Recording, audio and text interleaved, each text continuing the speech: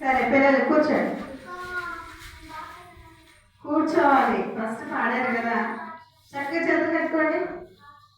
పిల్లలు పిల్లలు అయితే ఈరోజు స్టోరీ ఏంటంటే చాలా కేర్ఫుల్గా చెప్పే స్టోరీ వెళ్ళానండి. ఆల్రెడీ ఒకసారి నేను చెప్పాను. అయితే ఇంకా బాగా గుర్తుండడానికి అని చెప్పి మర్చిపోకుండా నిర్దిష్టంగా మిమ్మల్ని అడిగినా కానీ మీకు గుర్తుండాలని చెప్పి మరొకసారి చెప్తున్నాను. ఒకసారి అందరూ చేతులు కట్టుకోండి. జాన్వి చేతులు కట్టుకోవాలి.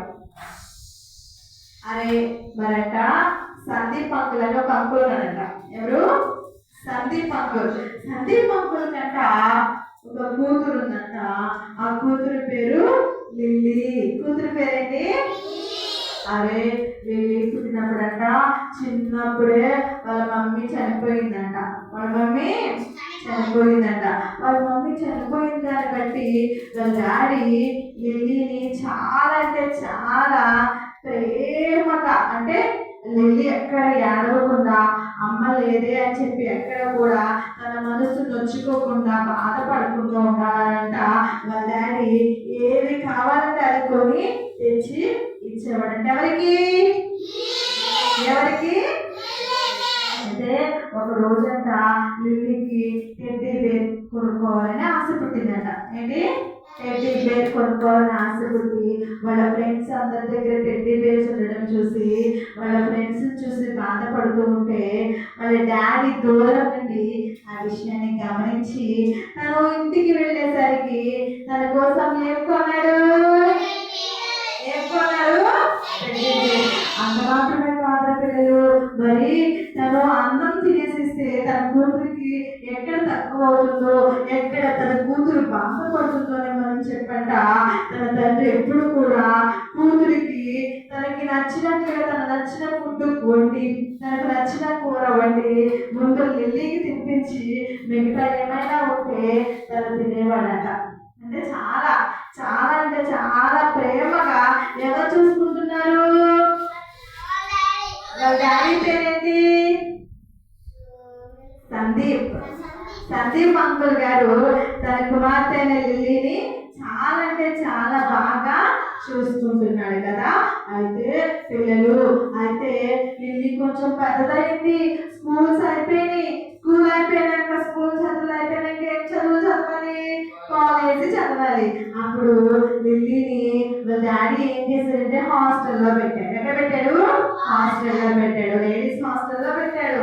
అయితే లేడీస్ హాస్టల్లో ఈ లిల్లీ ఉంటూ ఏం చేస్తుందో తెలుసా? అయితే తను బాగా చదివేది, చాలా టాలెంటెడ్ పర్సన్, బాగా చదివేది, అన్నింటిలో ఫస్ట్ వచ్చేది.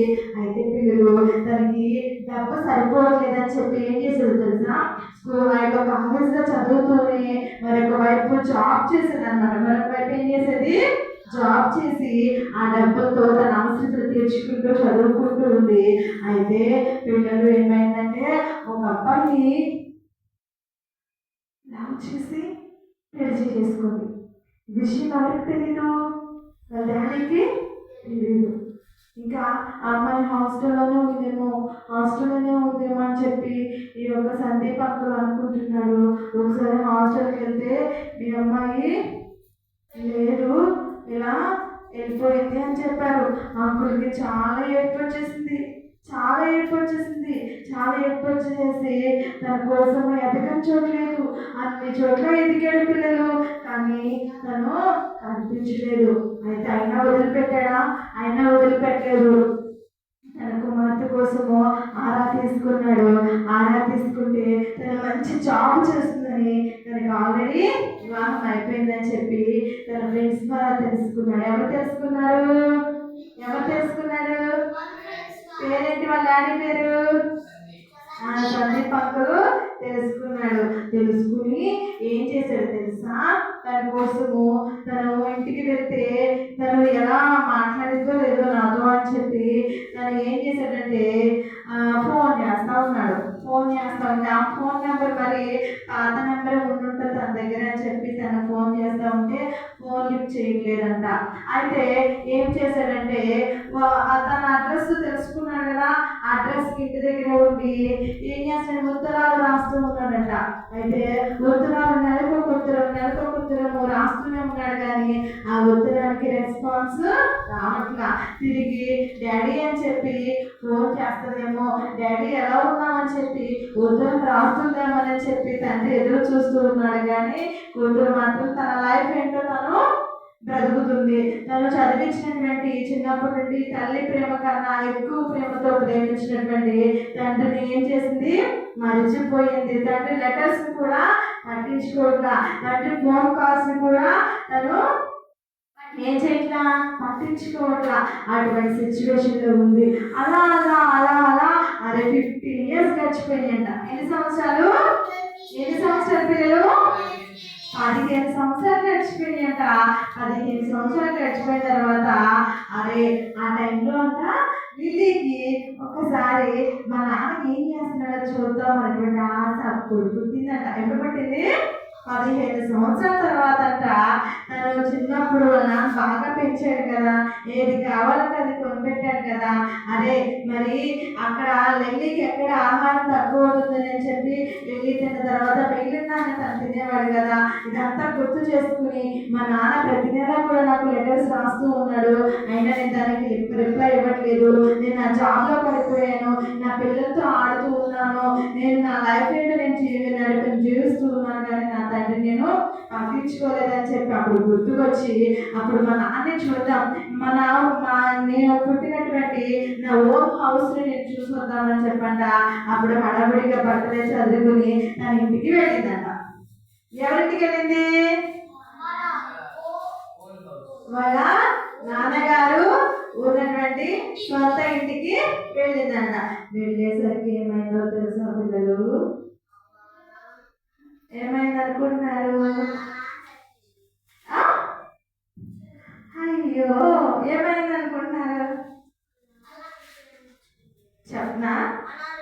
వాళ్ళ నాన్న అప్పటి వరకు తన కూతురు మీద బెంగ పెట్టుకుని తను చూసే వాళ్ళు లేక మంచం మీద అలా పడుకుని ఆయన నీరసించిపోయి ఆయన బెంగ పెట్టుకుని ఆయనకి ఆరోగ్యం బాగోలేని స్థితిలో ఉంటూ ఆమె వెళ్ళే టైంకి నవీన్ చెప్పినట్లే ఎలా ఉన్నాడు, చనిపోయి ఉన్నాడు. వెళ్ళింది, ఇలా తలపెట్ట నెట్టింది, మంచం మీద రేనావస్థగా పడున్నాడు.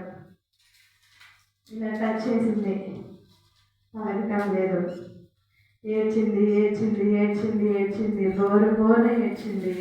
కానీ తను మళ్ళా తన తండ్రిని చూడగలిగిందా? తన తండ్రి మాట వినగలిగిందా? తన తండ్రి వాయిస్ని తను మరలా విందా? తన జీవితంలో వినలేకపోయింది. కారణం తన అశ్రద్ధే కదా. తన ఫస్ట్ నుండి కూడా తన తండ్రితో మాట్లాడుతూ, ఫోన్ స్లిప్ చేస్తూ, ఉత్తరాలు చదువుతూ, ఉత్తరాలకి మామూలు రిప్లై ఇస్తూ, తన తండ్రి దగ్గర ఉంటూ, తన తండ్రిని కూడా ఆలనా పట్టించుకుంటూ ఉంటే ఇంత గొప్ప బాధ తనకు మిగిలేది కాదు కదా. అవునంటారా కాదంటారా? అంటే తనను చదివించి ఒక మంచి పొజిషన్లో ఉండడానికి కారణమైనటువంటి తండ్రిని ఆ యొక్క లిల్లీ ఏం చేసింది? అశ్రద్ధ చేసింది, మోసం చేసింది, బాధ పెట్టింది. అవునంటారా? అయితే మనం కూడా కొన్నిసార్లు అలాగే మన పేరెంట్స్ మాటలు, నీ మాట నాకేంటి లెక్క అంటారా లేదా? నీ మాట నిజంగానే కదా. వాళ్ళు మన కోసము కష్టపడి వాళ్ళు అవసరం వాళ్ళు తీర్చుకున్నారో తెలియదు, కానీ మీకు కావాల్సిన వంట పెడుతున్నారు. మీకు కావాల్సిన, అమ్మా నాకు బ్యాగ్ కావాలమ్మా, నా బ్యాగ్ చిరిగిపోయిందమ్మా అనగానే ఏం కొనిస్తున్నారు? బ్యాగ్ కొనిస్తున్నారు. మీకు అమ్మ నాకు ఆ డ్రెస్ కావాలమ్మా, నాకు హ్యాపీ బర్త్డే వస్తుందమ్మా, అమ్మ న్యూ ఇయర్ వస్తుందమ్మా, అదిగో ఆ సెలబ్రేషన్ అమ్మా, ఈ సెలబ్రేషన్ అమ్మా అంటే మీకు ఏం చేస్తున్నారు? బట్టలు కొనిస్తున్నారు. మీకు నచ్చింది, మరి మీరు మెచ్చింది, మీకు మంచి బట్టలు మీ పేరెంట్స్ ఎంత చేస్తున్నారు? కొనిస్తున్నారు. ఆడలేదు మరీను, అదిగో నాకు అది కావాలి ఇది కావాలని చెప్పి ఏది అడిగినా కానీ మీ పేరెంట్స్ కొనివ్వట్లేదా? కొనిస్తున్నారు కదా. సైకిల్ కావాలనేది సైకిల్ కొనిస్తున్నారు. మరి అన్నీ చూస్తున్నప్పుడు మనమైతే మన పేరెంట్స్ ఏం చేయట్లేదు, ఒక్కొక్కసారి పట్టించుకోవట్లా. వాళ్ళని అడిగితే మనం ఏం చెప్పట్లేదు, ఇవ్వట్లేదు. వాళ్ళు మన నుండి కోరుకునేదల్లా ఒకటి, మన నుండి చక్కటి ప్రేమను ఆశిస్తారు. అవునంటారా? మనం మన తల్లిదండ్రులకు ఎదురు చెప్తే వాళ్ళు చాలా ఫీల్ అవుతారు, బాధపడతారు.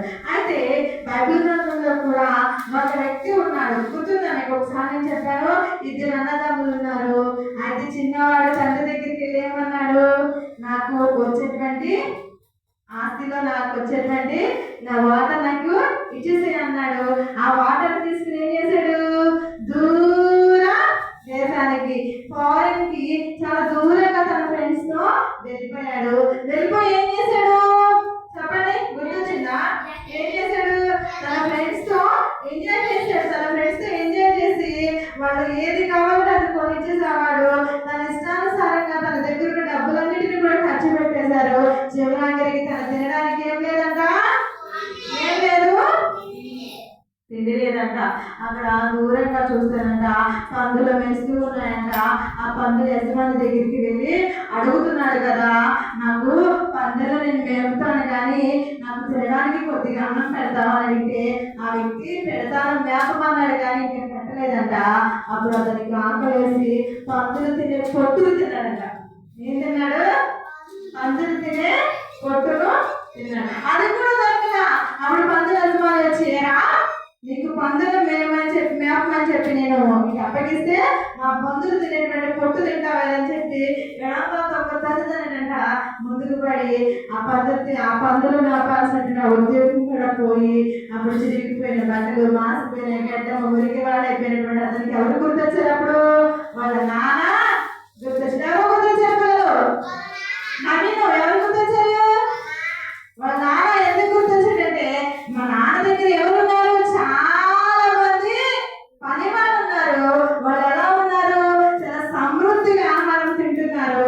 కానీ నేనైతే ఇక్కడ ఎలా ఉన్నాను, ఆకలికి చచ్చిపోతున్నాను అని చెప్పి వాళ్ళ నాన్నగారికి గుర్తొచ్చి అప్పుడు పరుగు పరుగున వాళ్ళ నాన్న దగ్గరికి వెళ్ళడానికి మొదలు పెట్టాడు. పిల్లలు చేతిలో డబ్బులు లేవు, చేతులు ఏం లేవు.